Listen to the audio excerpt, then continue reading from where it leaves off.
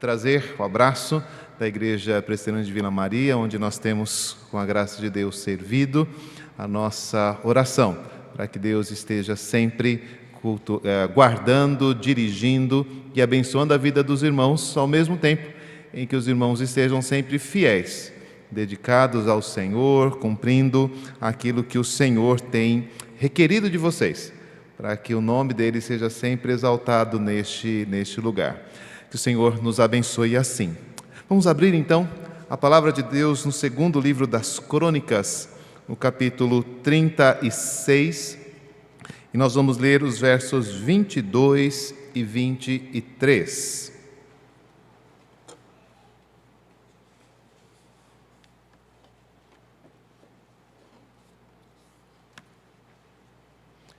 Segundo Crônicas, capítulo 36, os versos 22 e 23. A palavra de Deus diz assim: Porém, no primeiro ano de Ciro, rei da Pérsia, para que se cumprisse a palavra do Senhor por boca de Jeremias, despertou o Senhor o espírito de Ciro, rei da Pérsia, o qual fez passar pregão por todo o seu reino, como também por escrito, dizendo: Assim diz Ciro, rei da Pérsia: O Senhor, Deus dos céus, me deu todos os reinos da terra e me encarregou de lhe edificar uma casa em Jerusalém, que está em Judá. Quem entre vós é de todo o seu povo, que suba, e o Senhor, seu Deus, seja com ele. Esse texto tem uma curiosidade quando nós o estudamos do ponto de vista da sua localização bíblica.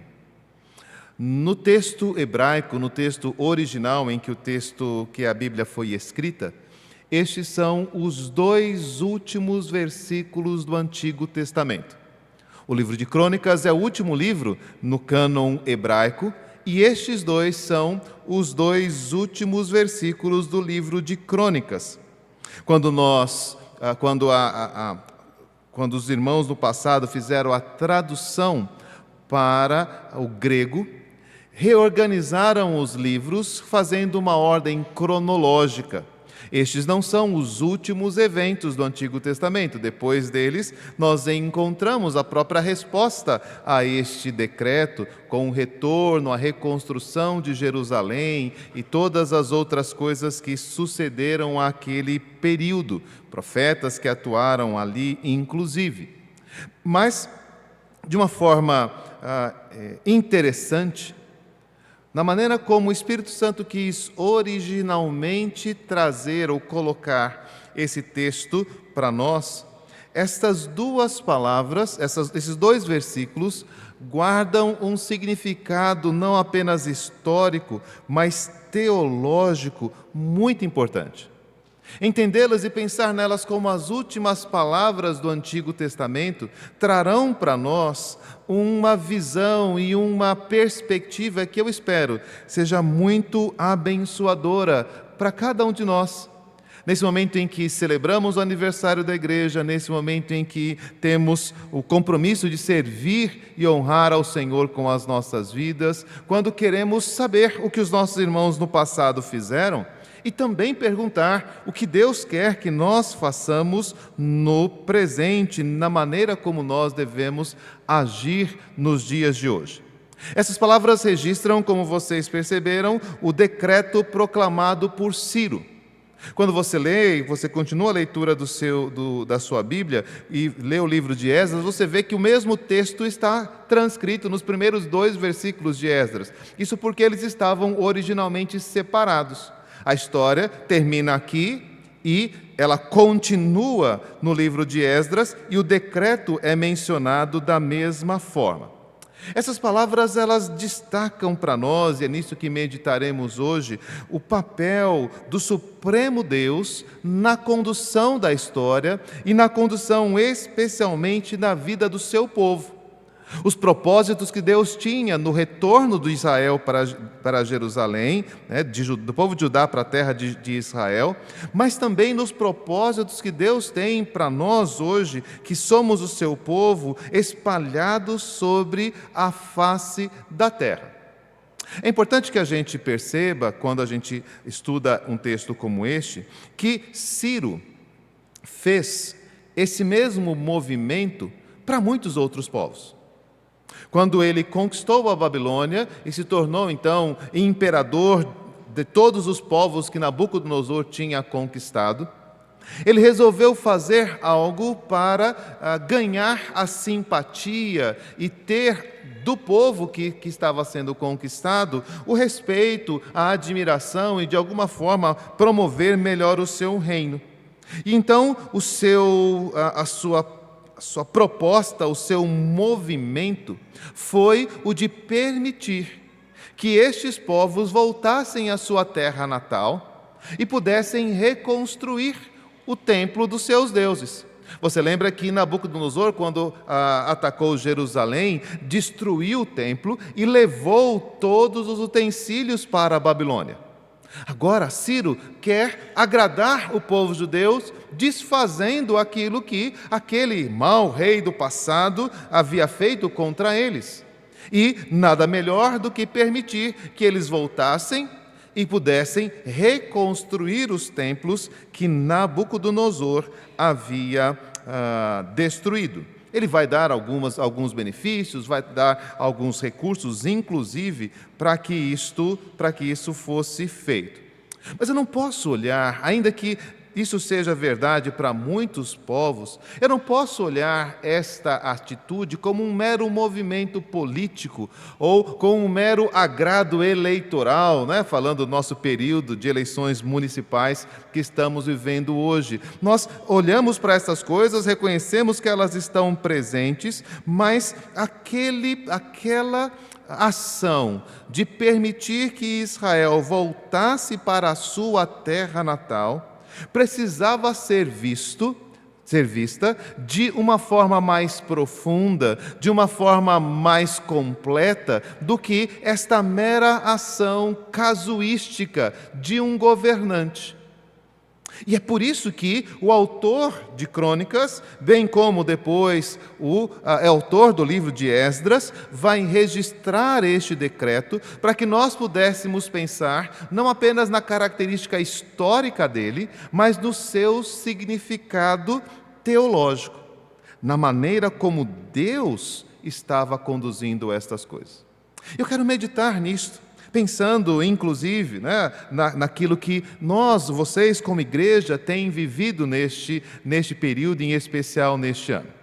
Tem acompanhado com o conselho, com o reverendo Jailson, né, as lutas e as questões relacionadas ao pastorado desta igreja, e certamente o nosso coração se preocupa, temos orado, temos buscado de alguma forma ajudar e orientar os irmãos nisso, mas o fato é que nós não temos a solução e a resposta para todos estes dilemas. E às vezes nós corremos o risco de olhar para estas coisas a partir apenas dos movimentos humanos que estão presentes.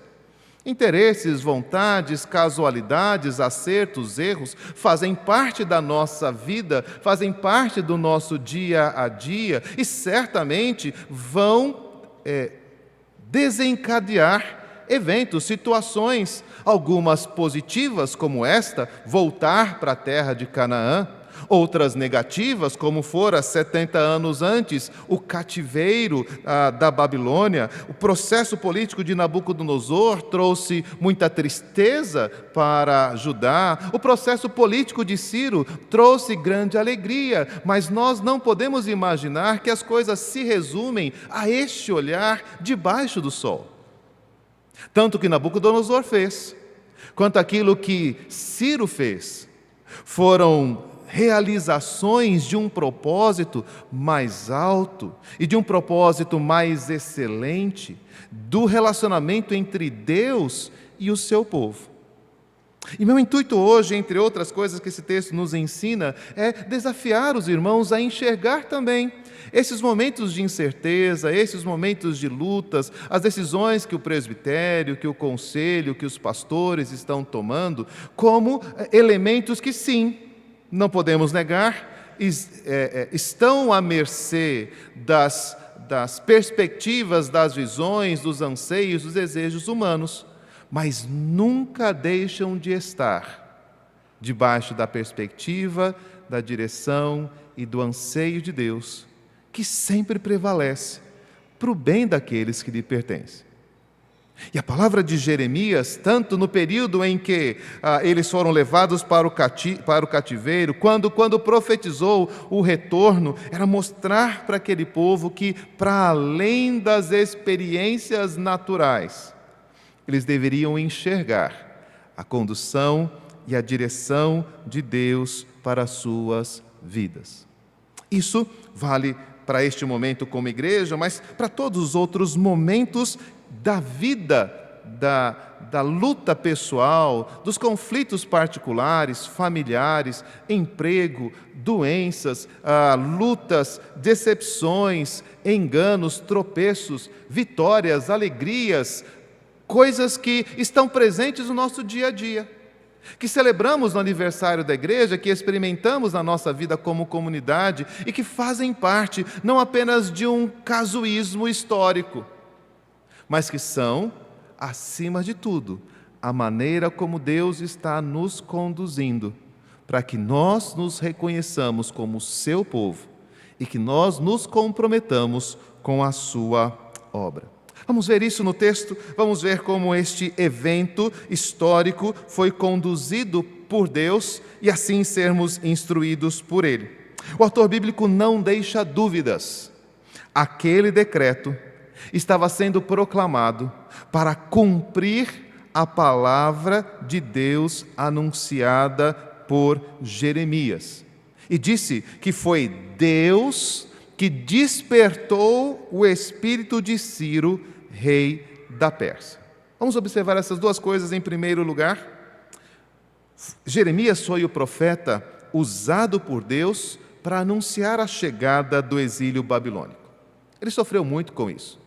Orou, intercedeu, muitas vezes pediu ao Senhor que o liberasse daquela terrível tarefa de dizer que a vontade de Deus era que aquele povo fosse levado cativo, que o inimigo prevalecesse, que Nabucodonosor destruísse aquela cidade e que eles ficassem exilados e todos fossem tirados da terra de Canaã por 70 anos. As lutas e as dores desta missão levaram Jeremias à cadeia, à prisão, a ser maltratado, a ser esbofeteado, zombado, chamado de traidor. Mas era o que Deus havia determinado para o povo naquele momento. Às vezes ele suplicou a Deus misericórdia e o Senhor respondeu não. O exílio era um propósito de Deus necessário para conduzir o seu povo. E por isso Deus deixou claro: Jeremias, não me peça mais por este povo, não vou mudar a minha determinação. Mas ao invés de fazer isto, em diversos momentos mostrou a Jeremias que aquela situação não era definitiva. E de que depois de 70 anos, depois de cumprido o propósito do Senhor em purificar e em renovar e restaurar o seu povo, este povo poderia voltar e retomaria suas posses, retomaria a sua terra, retomaria a sua história. Nós encontramos a percepção desta mensagem, por exemplo, em Daniel 9, quando ele está lendo o livro do profeta Jeremias e entendeu que estava chegando o tempo do retorno dos judeus para a terra de Canaã. Daniel sabia o quanto importante era aquele momento e, por isso, dedicou-se a orar, confessando os pecados, para que o povo pudesse realmente ter crescido e aprendido naquele momento e pudesse, então, retornar e ser abençoado por Deus. Mas o que nós precisamos perceber aqui agora, no texto em que lemos, é que a mesma palavra que proclamou o exílio Foi a palavra que proclamou o retorno do povo. E nós precisamos reconhecer na palavra de Deus, por meio da boca dos seus profetas, aquilo que é completo, aquilo que é justo e aquilo que nunca falha. Nas palavras do salmista, no Salmo 19, os testemunhos do Senhor são fiéis e todos igualmente justos. Apocalipse nos lembra que são bem-aventurados aqueles que leem, aqueles que ouvem as palavras da profecia e guardam as coisas nela escritas, pois o tempo está próximo. Esses alertas e estas demonstrações mostram como é importante para nós conhecer a palavra de Deus. À mercê de tantas opiniões, vozes, circunstâncias, frustrações, vitórias, êxitos, conquistas, nós só encontraremos verdadeira direção para a nossa vida e só poderemos caminhar seguros, bem iluminados, bem instruídos, bem firmados, quando nós conhecermos na Escritura aquilo que Deus estabeleceu e prometeu. A nossa percepção, o nosso sentimento, as nossas projeções, os nossos anseios, todos eles estão debaixo de um poder muito maior e de uma vontade muito mais poderosa que se estabelece por meio da sua palavra. Aquele que conhecer a palavra do Senhor, aquele que se dedicar a saber o que nela está escrita, aquele que se dedicar a compreender a sua vida, a sua história, à luz daquilo que Deus disse, andará seguro. Não temerá as más notícias, glorificará a Deus pelas vitórias recebidas, se manterá confiante e firme no Senhor, não se abalará, porque o Senhor está à volta dele. Muito das nossas ansiedades, muitas das nossas decepções, muitas das nossas tristezas se baseiam não no fato de que os homens, os governos, as pessoas falham. Nós sabemos disso. O que nos causa decepção, tristeza e desânimo é que muitas vezes nós não temos recebido o fortalecimento da palavra de Deus que foi nos dado para enfrentar todas estas coisas. Que muitas vezes nós não ouvimos o que o profeta disse, que ainda que a sua mãe e o seu pai o desamparem, Deus o acolherá.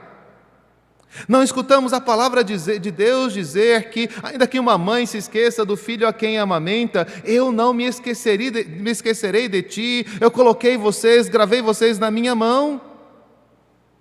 Nós não ouvimos o Senhor dizer que aqueles que estão na sua mão, ninguém poderá tirar. O salmista tinha esta convicção: o Senhor é a minha luz, o Senhor é a minha salvação, a quem temerei? O Senhor é a fortaleza da minha alma, de quem eu terei medo? E de forma semelhante o apóstolo Paulo diz: nem a morte, nem a vida, nem os anjos, nem principados, nem coisas do presente, nem do porvir, podem nos separar do amor de Deus que está em Cristo Jesus. Há temor, há decepções, há ansiedades, há dúvidas que sobem ao nosso coração. É isso que nós somos. Mas nós temos um recurso que nos habilita, que nos sustenta, que nos guarda em tudo isso. A igreja se mantém, a igreja sobrevive, não pela decisão dos homens, não pela administração dos pastores, não pelas circunstâncias históricas. A igreja se mantém pela palavra de Deus. E quando nós pensamos o que nós somos o fruto desta palavra. O que nos alimenta é esta palavra que nos alimenta. O que nos sustenta e garante a nossa jornada final é que nós conhecemos o que Deus disse e vivemos com base nisso. Precisamos, como fez o escritor de Crônicas, conhecer a palavra de Deus. Porque quando os movimentos acontecerem, sejam eles de qualquer natureza que for, quando houver um decreto do rei que estabelece o retorno de Judá para reconstruir o templo de Jerusalém, nós diremos: o Senhor está cumprindo a sua palavra. Nenhum dos seus planos pode ser frustrado. E o que está acontecendo na minha vida não vai, de modo nenhum, deixar de cumprir o que Deus disse por boca dos seus profetas. Conheça a palavra de Deus. É isso que a igreja te dá. Semana após semana, vem alguém aqui e anuncia aquilo que pode iluminar a sua vida por toda a eternidade. Semana após semana, você tem uma escola bíblica que te permite conhecer melhor e saber manusear melhor essa Escritura. Você tem nas suas mãos, todos os dias, a oportunidade de ler e de se informar quais são os planos de Deus para a sua eternidade. Não se deixe viver sem este precioso recurso.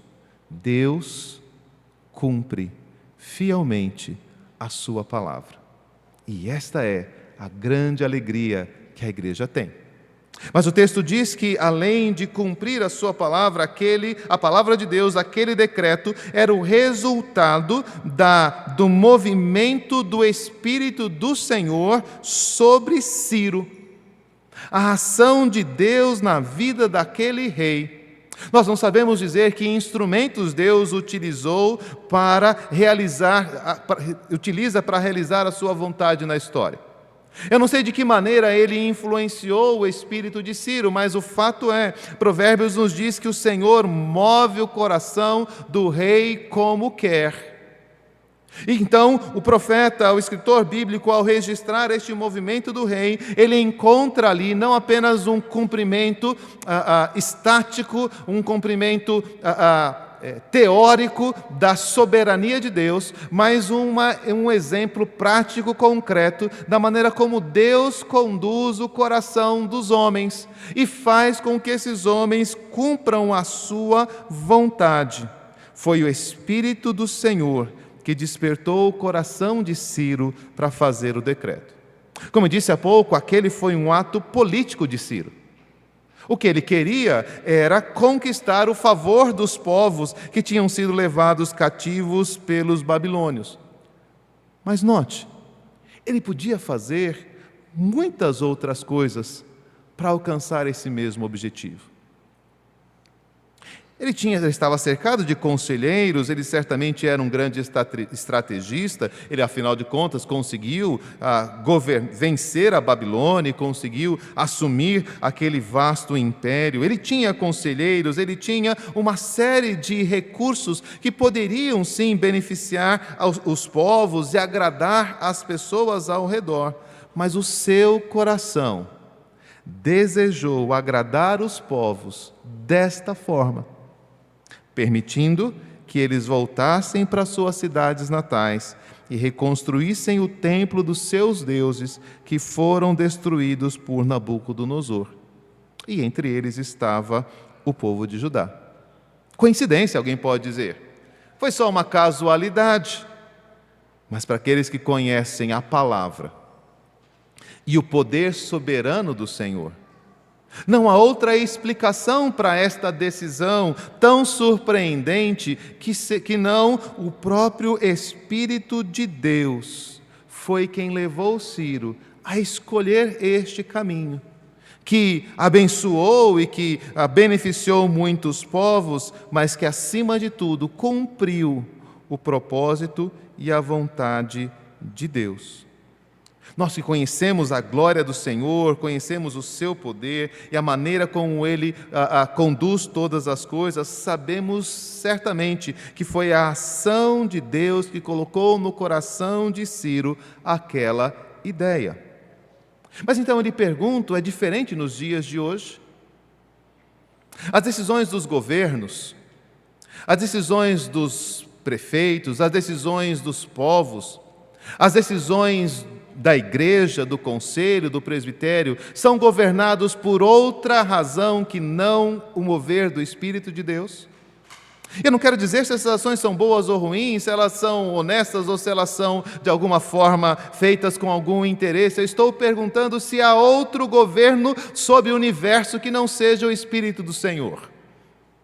Se há outro que conduz o coração dos homens que não Deus. E eu não estou perguntando do coração dos crentes ainda, já vamos chegar lá. Eu estou falando de um homem que não conhece o Senhor. É isso que Isaías 44 diz de Ciro: Ciro, eu vou escolher você para ser o libertador do meu povo, ainda que você não me conheça.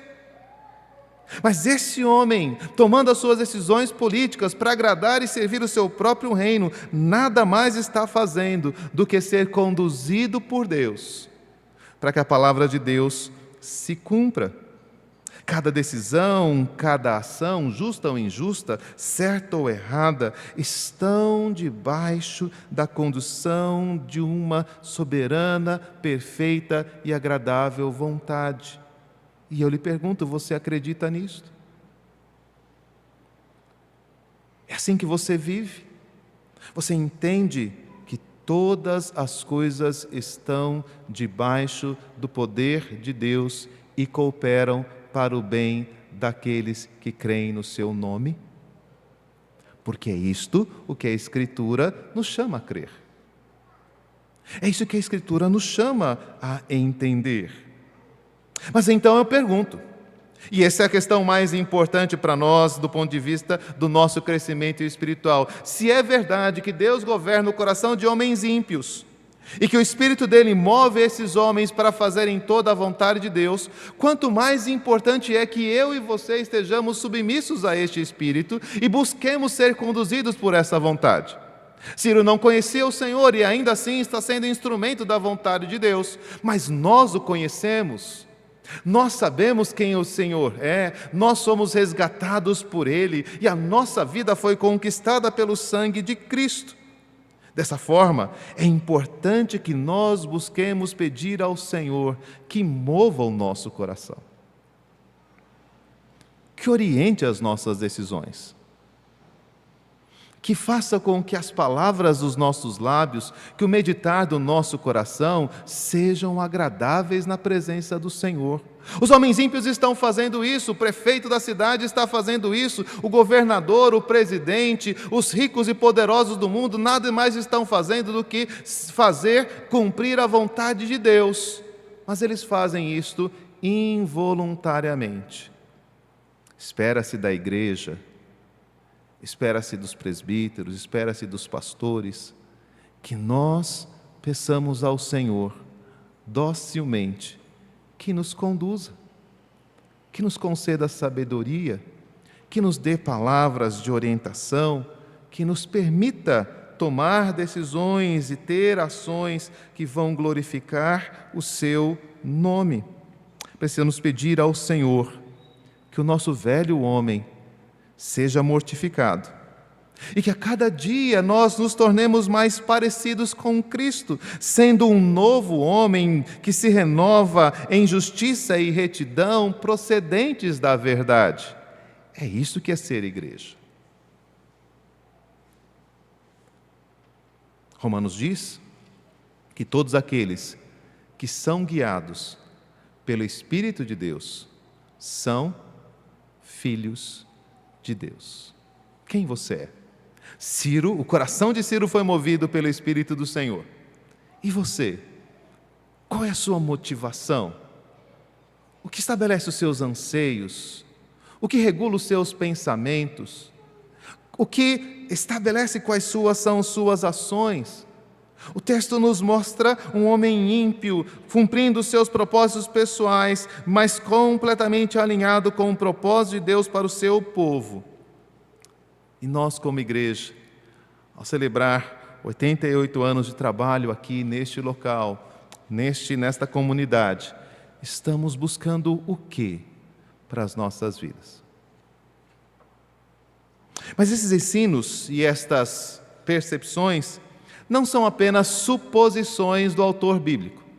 Alguém pode dizer que os crentes têm essa mania de tentar, torcer todas as coisas e pegar eventos que estão ali aleatórios, coisas que são negativas ou coisas que estão indiferentes e tentar colocar ali a vontade de Deus, a direção de Deus, dar um verniz cristão, dar um verniz da soberania, arrumar uma desculpa teológica para que as coisas possam acontecer. Mas o próprio decreto de Ciro nos mostra que não foi isso que aconteceu. Não é o autor bíblico tentando dar uma coloração espiritual para um ato comum.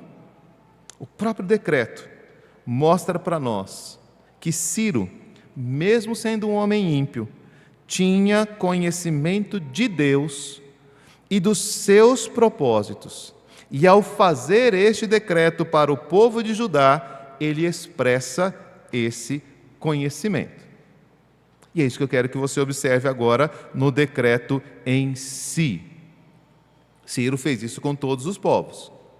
Mas quando escreveu para Judá, veja o que ele escreveu: o Senhor, Deus dos céus, me deu todos os reinos da terra e me encarregou de lhe edificar uma casa em Jerusalém, que está em Judá.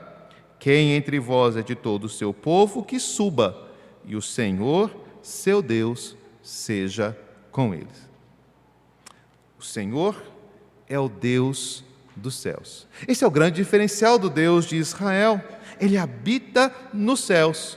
Os deuses dos povos habitam em templos, são feitos de prata e ouro. Ciro sabia muito bem disso, mas quando ele vai escrever sobre o Deus de Israel, quando ele vai escrever sobre o Deus dos judeus, ele diz: este Deus não habita numa casa em Jerusalém. Vocês não vão construir um templo para ele morar. Esse Deus que vocês servem, eu sei, habita no céu. Mas tem uma casa dedicada ao seu nome. Ele tem uma teologia, ele tem um conhecimento a respeito da natureza de Deus extremamente preciso. Ciro reconhecia que Yahvé era diferente, que Yahvé não estava limitado aos territórios nacionais ou a templos. Ciro reconhece que podia possuir a terra, mas o Senhor era o Deus dos céus. Ele vai além. Ele diz que o Senhor lhe deu os reinos da terra. E reconhece que as suas conquistas foram fruto da dádiva e da ação de Deus na sua vida. Eu não sei a sinceridade dessas palavras, é verdade. Mas é claro que Ciro sabia o modo certo de se referir a Deus. Separa essas duas coisas. Eu não sei se ele estava falando sinceramente, mas ele estava falando corretamente. Este era o modo certo de se referir a Deus. Pois bem, nós somos cristãos. E nós temos cultivado uma visão sobre Deus. Nós temos cultivado uma maneira correta de falar sobre Deus. As nossas expressões podem ser apontadas como as de Ciro, que demonstram claramente quem Deus é e aquilo que Deus faz na nossa vida. Quando você se refere a Deus, de que maneira você o qualifica? Quando você fala de Deus às pessoas, que atributos dele você apresenta? Quando você analisa os eventos da sua vida, a semana que passou, o mês que passou, a promoção que você recebeu, a alegria do seu aniversário, a festividade de mais um ano de existência da igreja, como que você descreve estas coisas? Ciro diz: o Deus do céu me deu. Quando você enfrenta lutas, dificuldades, quando você enfrenta dores, tristezas, será que você tem a mesma percepção e o mesmo falar de Jó?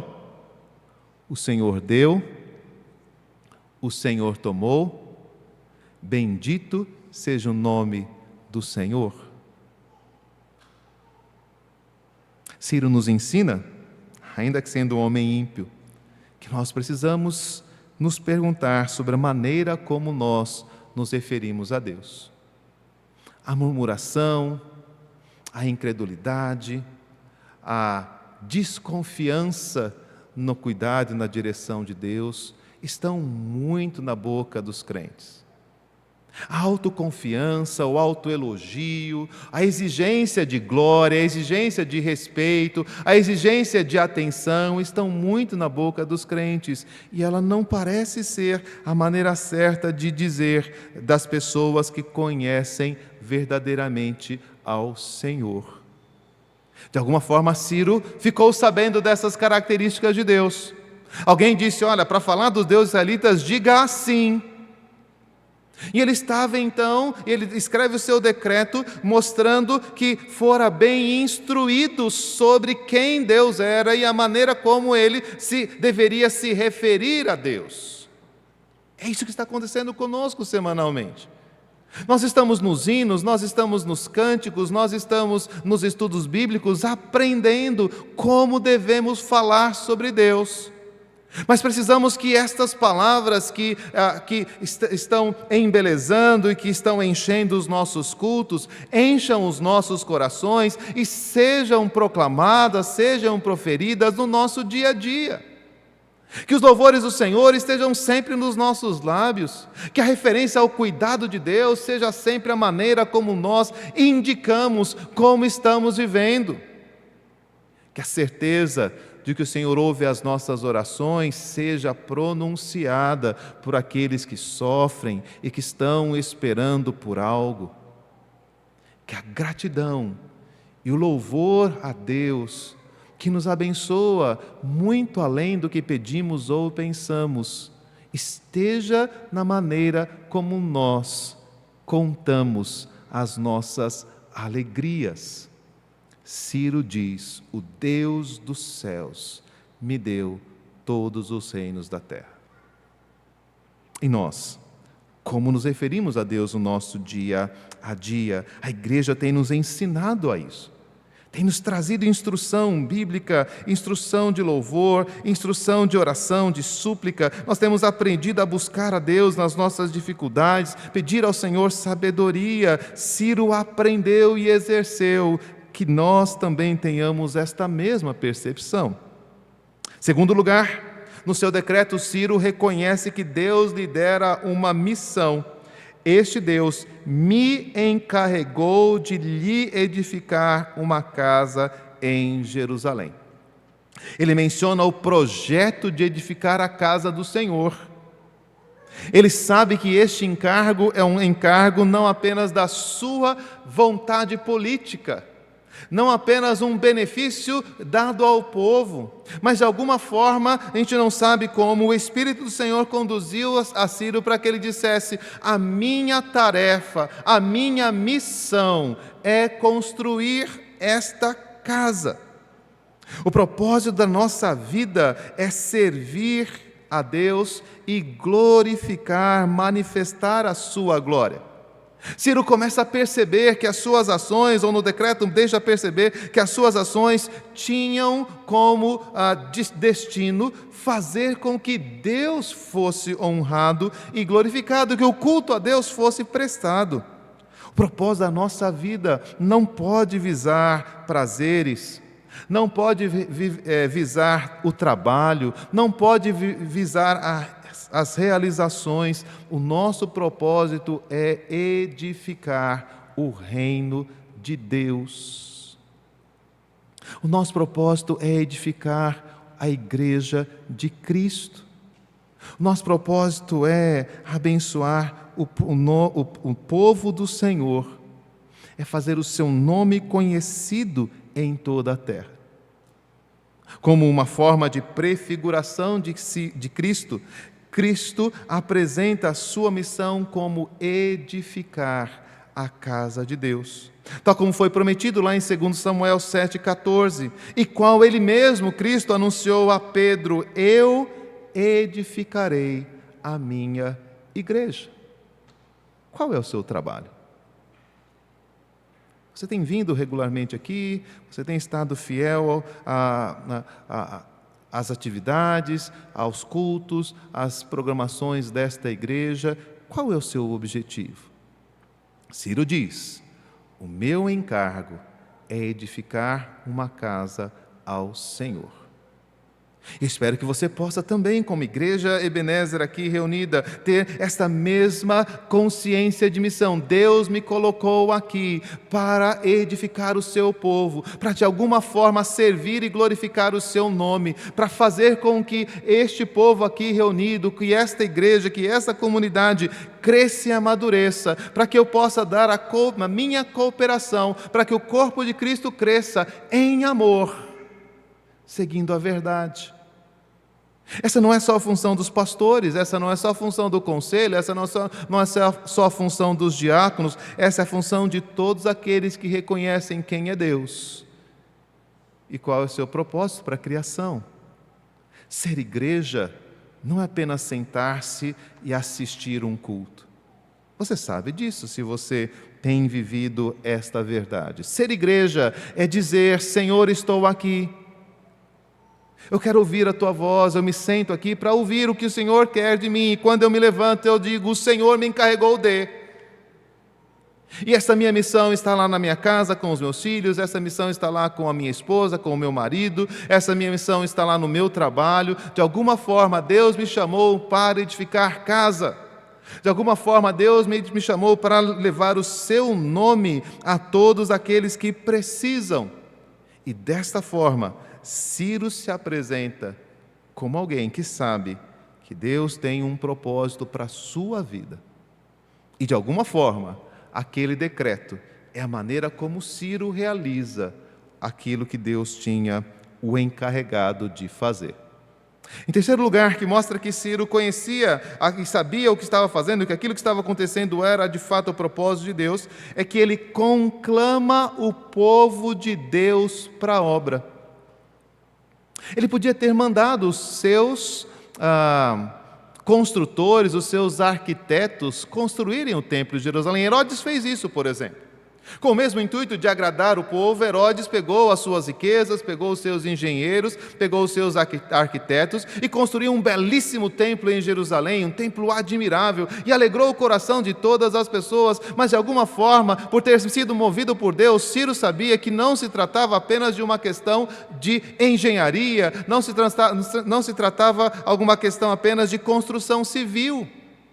Mas aquilo tinha a ver com um compromisso, com uma vida, com um relacionamento com Deus. Quem é de todo o seu povo que suba?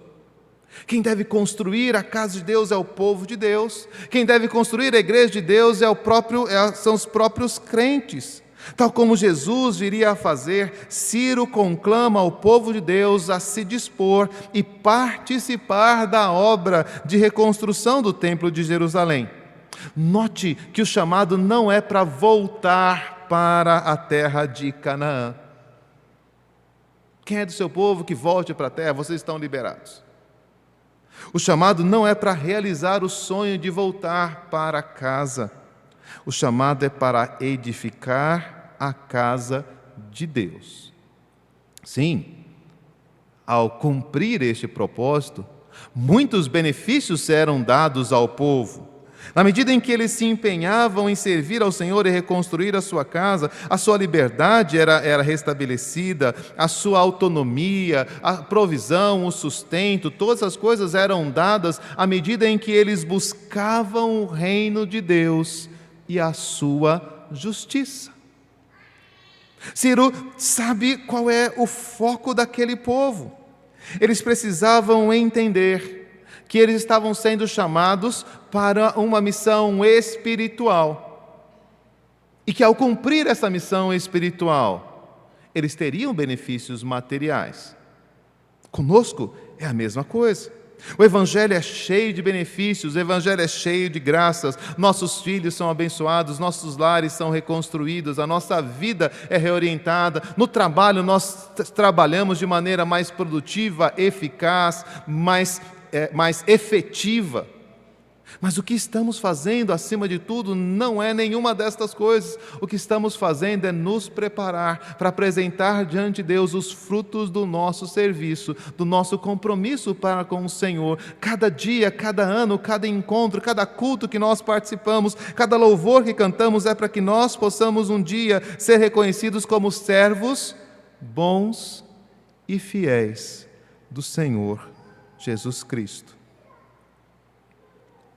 A alegria, o júbilo, a bênção, a comunhão, o compartilhar, os vínculos que criamos na vida comunitária ao fazer parte da igreja são coisas preciosas. Certamente riquezas que os irmãos conhecem muito bem e por elas nós damos graças ao Senhor. Mas lembrem-se que o nosso chamado, antes de tudo, é nos empenharmos na obra de Deus, em nós mesmos, porque precisamos ser edificados, em nossos irmãos e no mundo como um todo. Observe que esse chamado não é para todos. O chamado é: quem é do povo de Deus, que suba. O decreto não foi dirigido apenas a alguns poucos homens mais qualificados. Todos que são do povo de Deus são chamados. Mas também o decreto não foi feito para aqueles que não têm um compromisso com Deus, que não querem entregar a Ele a sua vida, que não querem viver para a glória do Senhor. Estes podem ficar de fora. Mas aqueles que se conhecem como povo de Deus são seriamente chamados por Ciro, naquele tempo, e são seriamente chamados por nós hoje. Quem é do povo de Deus? Quem dentre nós tem esses compromissos?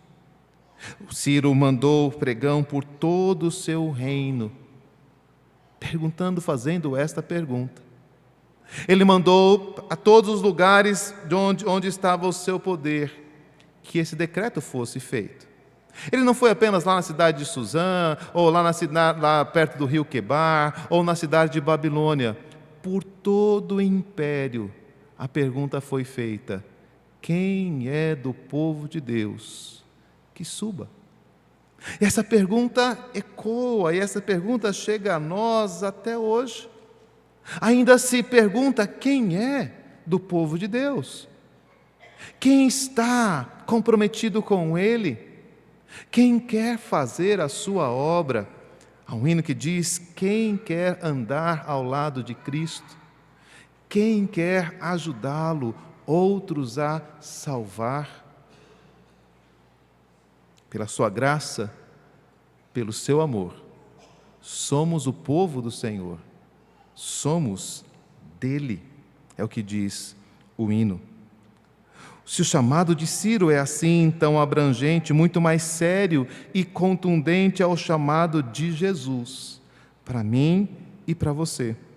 Ser povo de Deus faz de você alguém publicamente comprometido com o trabalho do reino de Deus.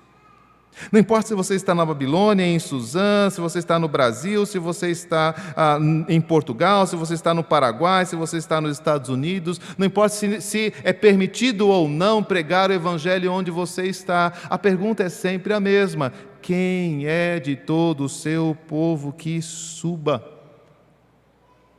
que faça o trabalho do Senhor, que se comprometa com a obra de Deus? Não se esqueça nunca disso.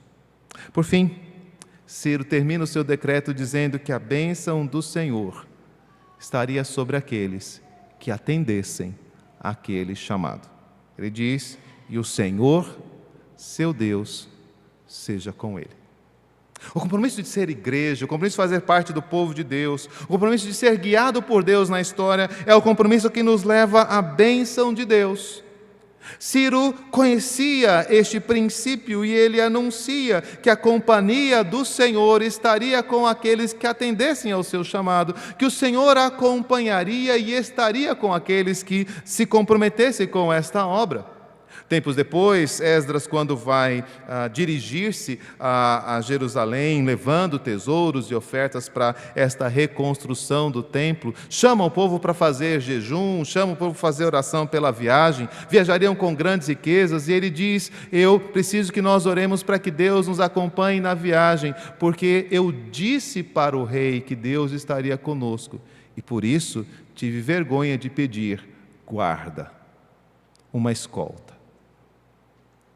E o texto diz que eles oraram, se reuniram, e o Senhor os acompanhou, de forma que eles chegaram em paz com as suas riquezas em Jerusalém. Ciro sabia que o Senhor abençoa aqueles que andam em seus caminhos. Que os caminhos do Senhor são caminhos de justiça, de alegria, de paz. Não importa quais sejam as circunstâncias, quais sejam os governos, quais sejam as polêmicas e discussões do tempo, nós estamos debaixo do Senhor, o Senhor conhece o caminho do justo. O Senhor guarda a nossa saída e a nossa entrada. O guarda de Israel não dormita nem dorme. Ser igreja é saber que somos a menina dos olhos do Senhor, que Ele cuida de nós, que Ele está conosco, que Ele nos abençoa e nos dirige em todo o tempo. Quem atende o chamado do Senhor para andar nestes caminhos, contará, Ciro sabia disso, e eu espero que você também saiba, com a companhia constante do Senhor e com a prosperidade espiritual, material, emocional, eclesiástica, profissional, financeira, chame o que você quiser. Quando estamos com Deus, nada nos falta. Quem é do seu povo que suba, e o Senhor, seu Deus, estará com ele.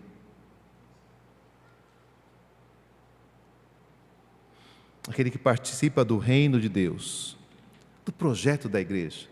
O compromisso que vocês têm assumido de andar como igreja do Senhor reunida aqui, é um projeto que não pode ser frustrado. É um projeto que não pode dar errado. É um projeto que não pode ser desfeito, porque é o projeto do Senhor Jesus. Eu sei, as circunstâncias nos assustam, elas complicam, a gente teme, a gente faz cálculos, a gente faz análises, mas lembre-se, um homem como Ciro pode afirmar que o Deus dos céus estará com aqueles que se comprometeram com o Senhor, que se identificaram como povo de Deus e que buscaram então viver debaixo da sua presença. Salmo 3:8 diz: do Senhor é a salvação, e sobre o teu povo a tua bênção. É dessa forma que precisamos como igreja viver. Este é o privilégio de sermos povo de Deus. Temos um trabalho, temos uma tarefa, nem sempre as coisas estão debaixo das nossas mãos, mas todas estão nas mãos do Senhor, e Ele estará conosco em todo o tempo. No início do sermão eu disse que estas são as últimas palavras do Antigo Testamento, na sua forma hebraica. Isso nos deixa duas questões em aberto. A primeira, histórica. Quantos foram que atenderam o decreto de Ciro e que foram até Jerusalém para reconstruir a casa do Senhor? Se você ler, então, na continuidade do texto que temos, na ordem que foi colocado o texto de Esdras, você perceberá que houve um grupo de pessoas que atendeu a este chamado, mas eles foram bem poucos. Cerca de apenas 50.000 pessoas foram a comitiva, juntando todas as pessoas nobres e os servos, todos aqueles que foram naquela primeira leva. A grande maioria dos judeus permaneceu na Babilônia, estava bem instalado ali, permaneceu na Pérsia, tinha ali as suas posições, tinha ali o seu trabalho, tinha ali as suas boas condições. Alguns ficaram no Egito, outros foram para a Ásia.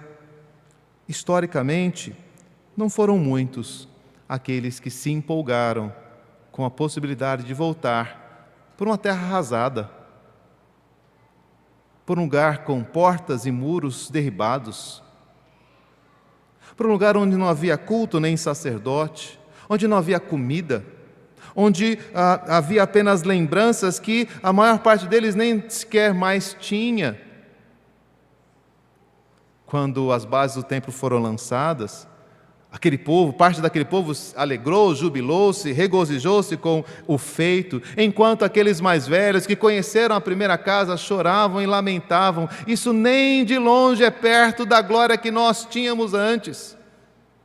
Mas aquele povo tinha ouvido a palavra do Senhor, e os profetas Ageu e Zacarias vão ensinar aquele povo a enxergar algo muito mais precioso do que as pedras que estavam sendo levantadas ali. A eles perceberem que aqueles atos, que aquelas obras civis, que aquelas ações governamentais, que aquelas reuniões e tratativas que eles estavam fazendo para reorganizar a cidade de Jerusalém, eram uma forma de Deus preparar o lugar onde o seu Filho se manifestaria e traria salvação. Talvez eles não pudessem enxergar a beleza de ver Jesus entrando pelas portas daquela nova Jerusalém, daquela Jerusalém reconstruída, ouvindo o povo cantar: Hosana, bendito que vem em nome do Senhor.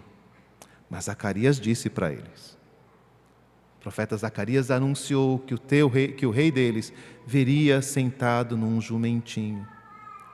Estar ali fez com que aquele povo pudesse experimentar um passo a mais, humilde talvez, tímido quem sabe, demorado, longo, mas que tinha como destino seguro a manifestação da glória e da salvação do Senhor.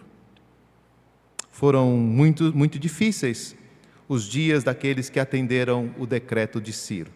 Só depois de muito tempo e de muito trabalho é que eles conseguiram reconstruir o templo, a cidade e assim por diante.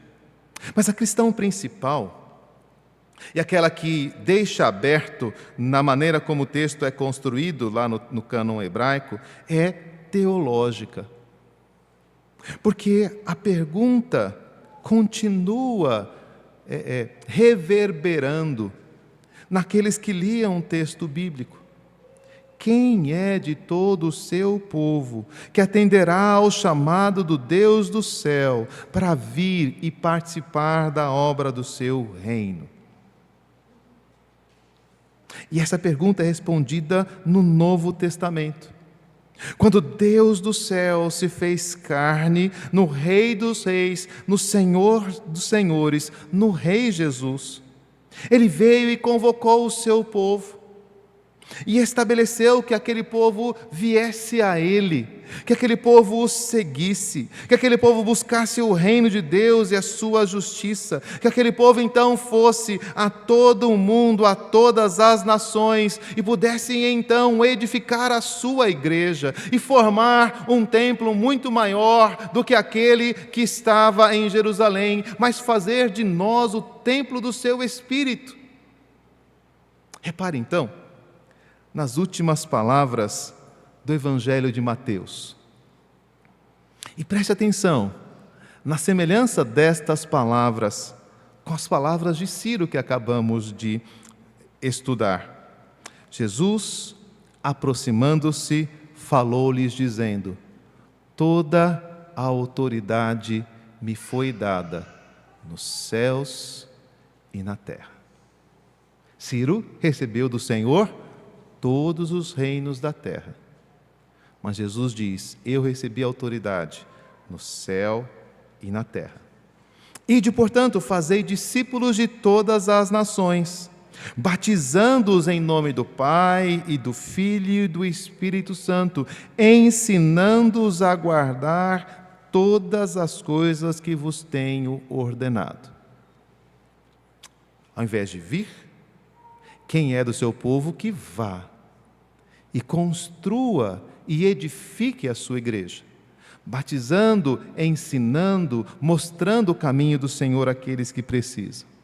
E ele termina dizendo: e eis que estou convosco todos os dias, até a consumação dos séculos.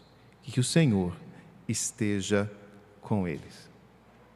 Foram poucos os que atenderam o decreto de Ciro. Mas a pergunta mais importante que termina o Antigo Testamento é: quem de nós ouvirá o decreto do Senhor Jesus e virá à sua casa, comprometido em fazer a obra do Senhor nesses nossos dias, confiando no cuidado e na direção de Deus, seja qual for a situação e a circunstância que temos que passar, certos de que a companhia do Senhor haverá de fazer com que a palavra de Deus se cumpra plena e perfeitamente, e que os nossos corações tenham sido despertados para fazer aquilo que Deus tem requerido para este povo, neste lugar, neste tempo.